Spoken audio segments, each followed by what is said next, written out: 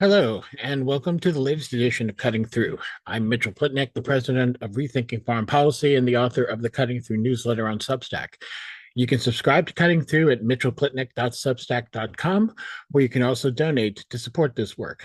If you find this valuable, please like and share it with all your friends and contacts. See if they'll subscribe. Really do need your support in order to keep this kind of content coming. Um, in the wake of so many big headlines, I think a lot of people probably missed this week that the Department of Justice reversed a long held position when it declared that, in its view, the United Nations Relief and Works Agency, UNRWA, could in fact be sued in U.S. courts. Now, for decades, the U.S. has held that UNRWA and other international agencies could not be sued in U.S. courts because UNRWA is part of the United Nations, which under several laws and treaties, but most importantly under the UN Charter, to which, let's never forget, the United States is a primary signatory, uh, uh, grants the UN as a whole organization immunity that is more or less akin to diplomatic immunity.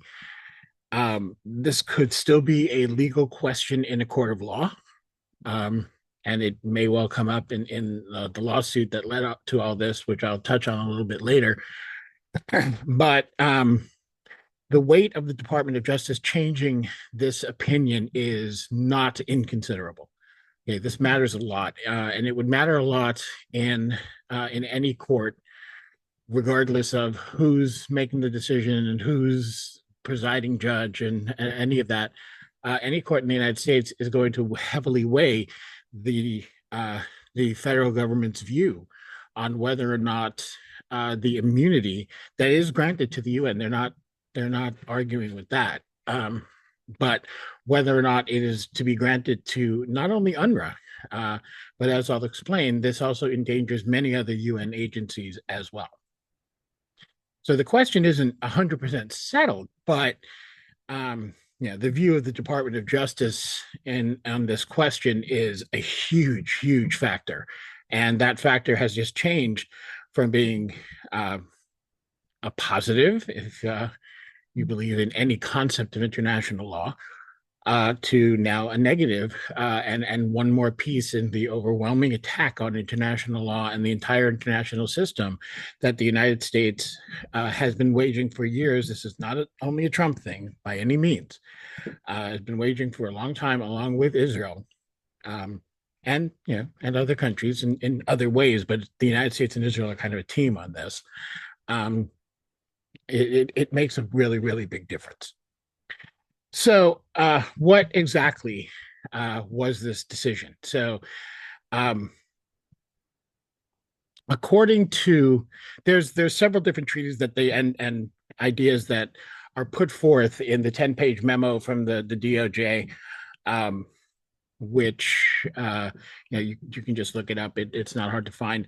Um, uh, which I think are all dubious, but the most important, the key point, the key factor that really on which the decision rests is whether or not the United States is going to interpret, in this case, the UN Charter in the manner that I think is pretty obvious that it means, or if it is going to come up with a legal justification for saying, no, no, no, the UN Charter does not say that. And now they are, of course, as I said, pursuing the latter course. What they are saying essentially is that UNRWA can be sued because it's not actually part of the UN that's covered by the United Nations. Uh, Basically, it's diplomatic immunity. They're arguing that UNRWA is a subsidiary organization, and the way they put it is they say that the charter does not specify whether the organization that shall enjoy immunity includes that system's principal bodies, its subsidiary bodies, its specialized agencies, or all three.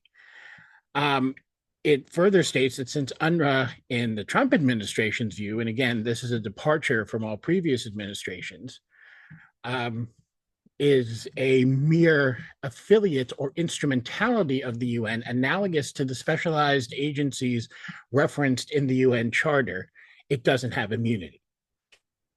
Um, First of all, there is no reasonable interpretation, if you actually read the UN Charter, uh, to suggest that when it says the organization, it doesn't mean the entire organization. That's why it uses the broad term, is to encompass all of the subsidiary bodies, specialized agencies, anything that the UN controls. That's the point. That's why it says it's the whole organization. So this sort of legal chicanery is clearly contrary to the intent. It's obvious in reading the charter. Um, I mean, again, you can play with words. You can always do that. There's no, as people have always, we do this all the time, right? How many meetings have I sat in where we try to hammer out a statement or a set of principles or a contention or even a legal argument and try to find, make sure that we're not giving them any opening to twist our words. You can't do it. If people want to act in bad faith, they're going to act in bad faith and they'll find a way. And sometimes it's very transparent. And in this is one of those times. It's obvious what the charter means. Um, all you have to do is read it. And it's equally obvious that they are simply trying to find some way to twist and turn that reasoning. I mean, this is, we've seen this how many times. I mean, the classic example in the United States, of course, is Justice Antonin Scalia's ridiculous ruling on the Second Amendment, which basically says the first half of that amendment just doesn't count because he doesn't like it.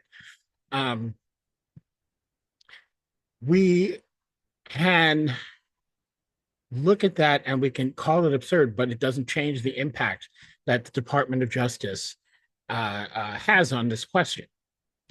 So what they're basically arguing is that that the General Assembly doesn't have the right to extend itself to subsidiary organs. It doesn't have that when it does that, it's creating a completely separate organization that may be somewhat connected to the UN, but it doesn't count as part of the UN.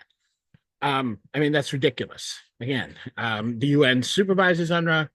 The UN the Secretary General can remove and has in the past removed people from UNRWA.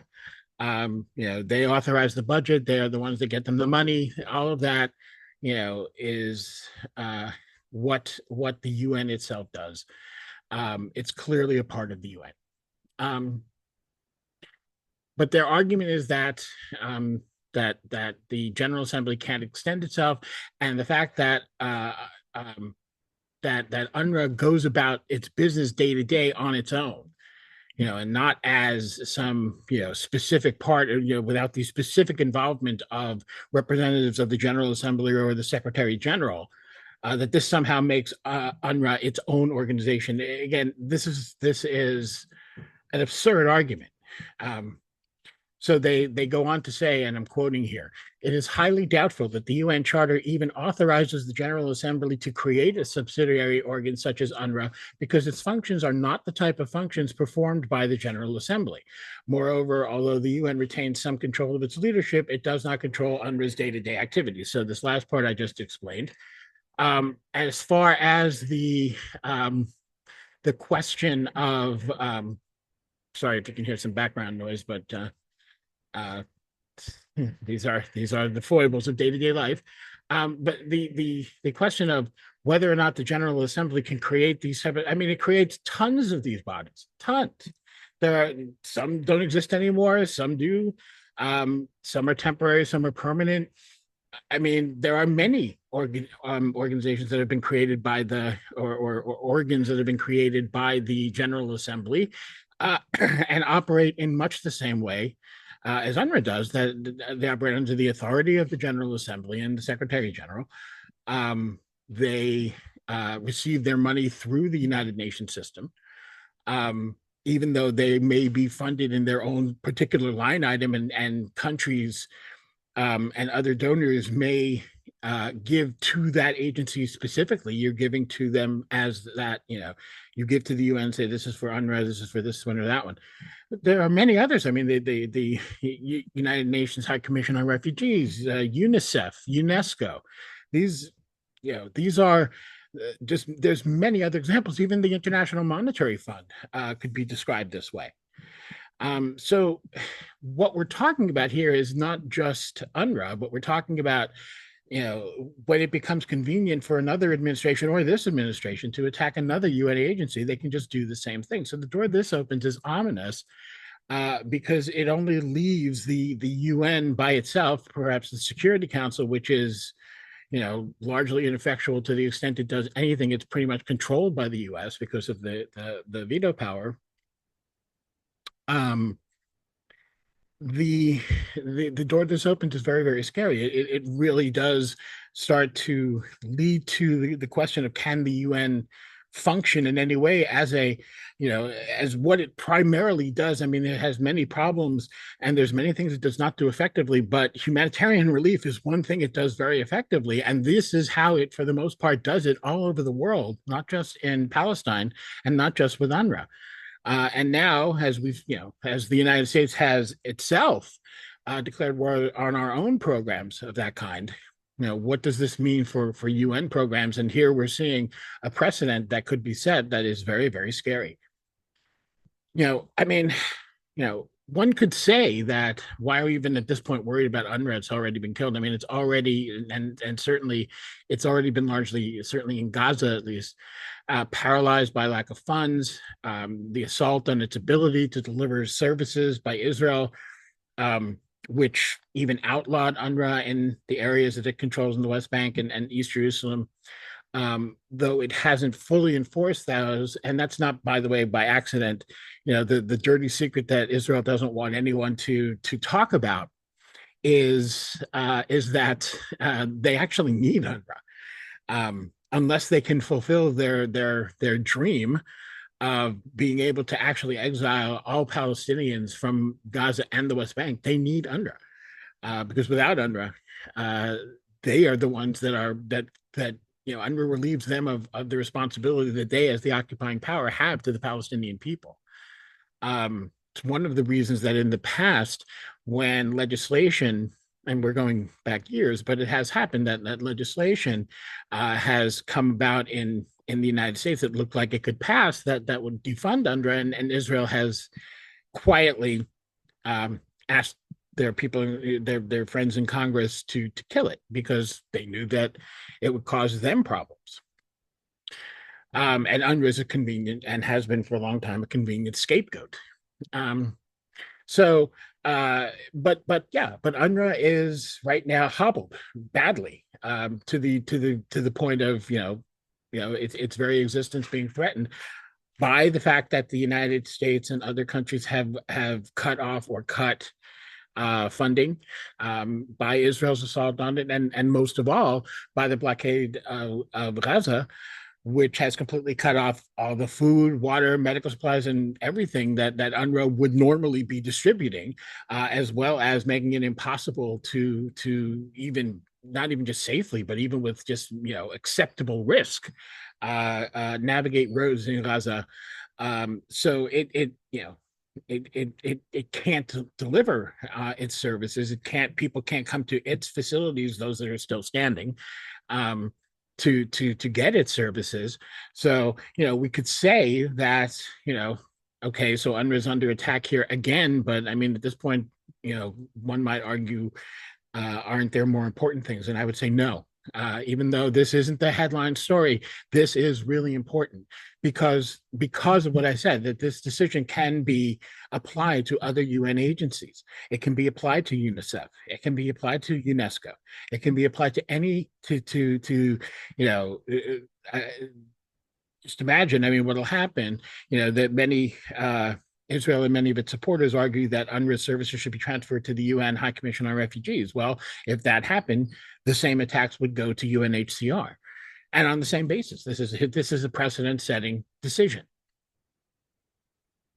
Where does it come from? Where did this start? What prompted at this moment, the Department of Justice, rather than the day Trump came into office, or why didn't Biden do it, or other questions. Right now, this happened because of a lawsuit that was filed last June, um, by around 100 victims of the October 7th attacks and their families. Now, look, this is always a difficult and thorny area. I mean, people went through horrible things. People were killed. People's family members were killed. People's sons and daughters were killed. I mean, there were some, and there was extreme violence. People who survived went through some horrifying stuff. Um, just incredible trauma, and unfortunately, this trauma is being exploited for political gain, as we see here. Those folks, I think most of us can understand, whatever we think of of Israel and its genocide in Gaza, its dispossession, and yes, in many ways genocide for decades against the Palestinian people. Its apartheid nature, we can use all of these words, but whatever we may think of it, it doesn't change the fact that those people, um, those victims on October 7th and their families went through a horribly traumatic thing, uh, something that's unimaginable to me. I can't imagine, I can't fathom what it's like uh, for many of these folks, but their suffering is being exploited for political gain. They want to make someone pay, you know, and maybe many of them feel like, they don't want to see. Who knows? Maybe many of them feel like that what's happening in Gaza.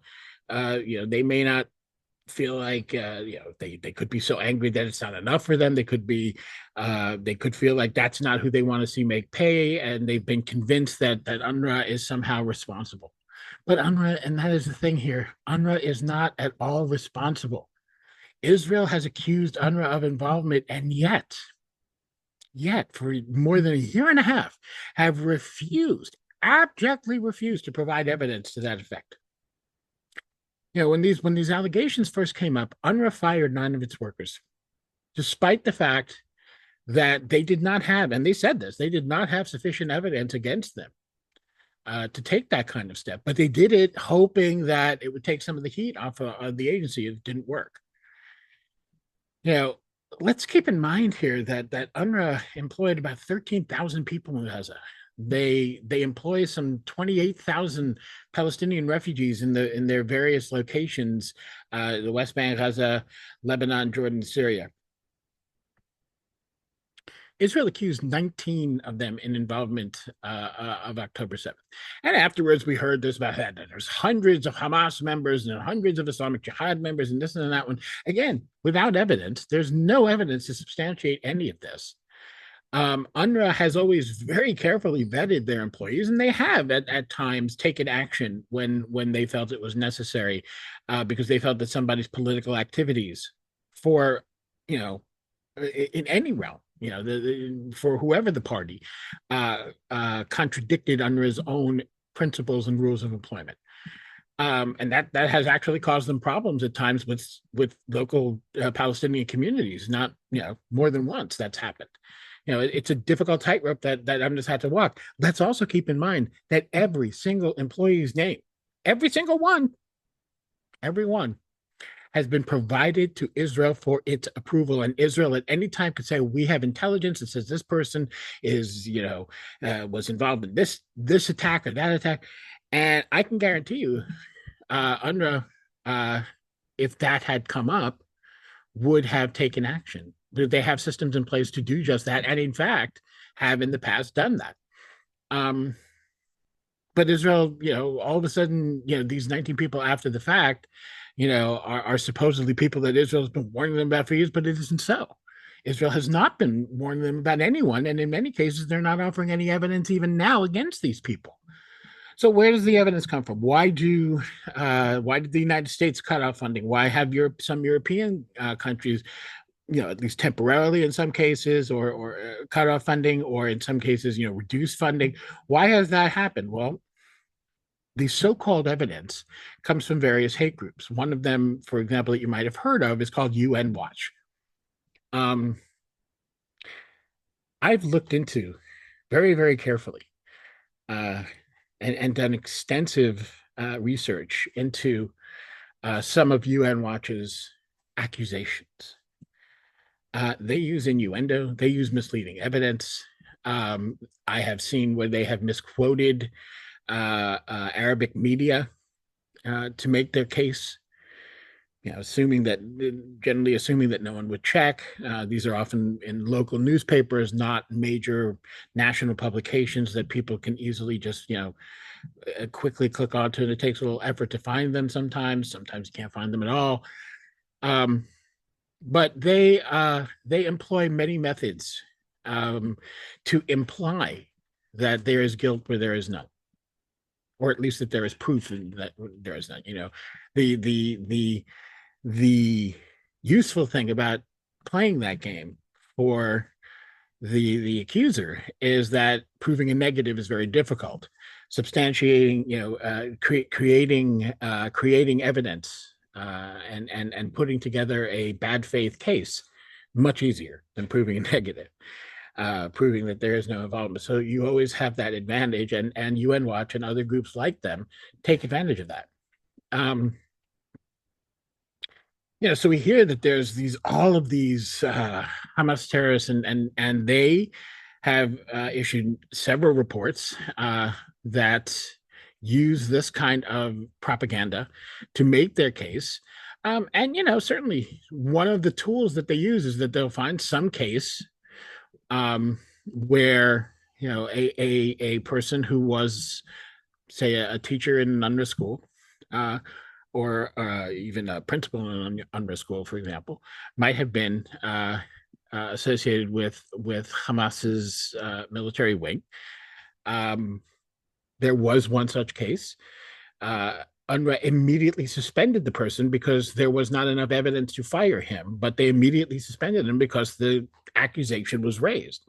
He was killed before he was ever reinstated or fired. So that was the disposition. And yet, UN Watch would have you believe that UNRWA did nothing, that UNRWA was happy to leave him in his position. It's not what happened. That's just one among many, many examples. And those misleading accusations, those false accusations, have done an enormous amount of damage. We can never know. We can never know. Right now there's the extent of, well, we can never know the extent of the damage they do, because right now, since Israel resumed its full-scale genocide beginning of March, this is a full blockade. Absolutely nothing's going in. As we know, before that, there was a trickle. Occasionally there would be enough pressure on Israel to allow a little bit more food and medical supplies and things of that nature to go in. But even then, when that did happen, UNRWA was under-equipped and had a very hard time actually delivering services, because they were already under the strain of having lost a lot of funding. We'll never know how many lives that cost. There's no way to calculate it. We do know it was something that added to the already existing horror in Gaza. So this stuff matters. And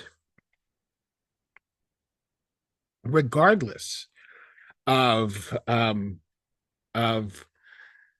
these concerns, and there are real serious concerns about what could happen to the entire UN system if this precedent that the Department of Justice has just set is allowed to be sustained.